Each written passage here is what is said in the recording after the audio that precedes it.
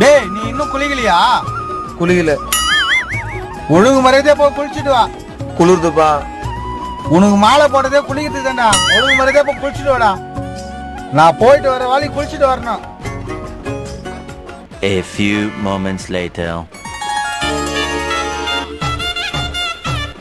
டேய் நீ இன்னும் குளிக்கலையா?